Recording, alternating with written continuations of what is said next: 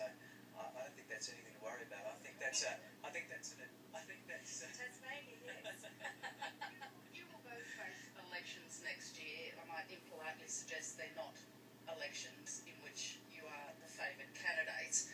Has the federal government made your task a little easier by giving you issues to campaign on? What's happening here is that they are sending the clearest possible message to our constituencies in both Tasmania and South Australia that the two leaders that are prepared to stand up and fight for the reforms that this nation needs, that is more funding for our schools, a fairer distribution of resources through a taxation system, protection for basically households. And just remember what the discussion's been about with this tax changes. They're all about actually finding how other people, other than business people, are going to actually pay for the services and the infrastructure that's needed.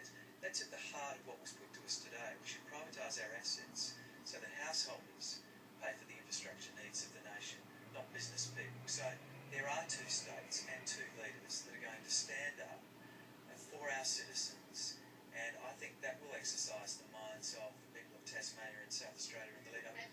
If you were both, if I could just go, if you were both to lose at the next election, would that make it more likely with coalition state governments that there would be a broadening or an increase in the GST?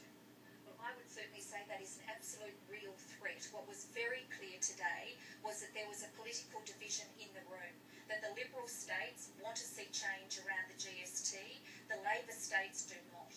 And it's because of the fact that the Labor states, South Australia and Tasmania, the smaller states, are the ones that would be left worst off. For us in Tasmania, if there is a change in our GST, we will lose some $700 million. In a $5 billion budget, that is a huge hit on any budget. We cannot afford for that, and what you'll end up with is a second-class system in Australia, where you'll have wealthy states and you'll have poor states. That is just not part of our federation. It's not part of what the Australian culture and ethos is all about, which is all about the fair go and looking after each other.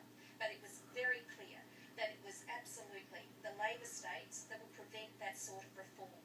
The Liberal states are champing at the bit. They want to get in there. They want to see the current system changed and to move to a per capita basis. In fact, it's a good point, because Tony Abbott, I think, said that in the debate. He said there'll be no changes to the GST unless all the states agree. And the last time I looked, there were a couple of Labor states. Well, I think he said it all. If those Labor states go, get set on changes to GST, get set to taxes on food, health and education, get set on an increase in the rate, that's what's coming to you, courtesy from a Liberal party that will get their way around all the small states if they're all on the same team in that room.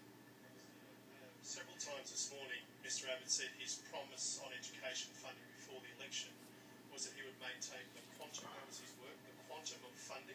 In other words, not how it's spent. Is that a promise you heard at any time? No. I mean, look, we all know what we heard. They were on a unity ticket with Labor. That there was no point of difference between Labor and Liberal in relation to school funding. And we've got signed agreements.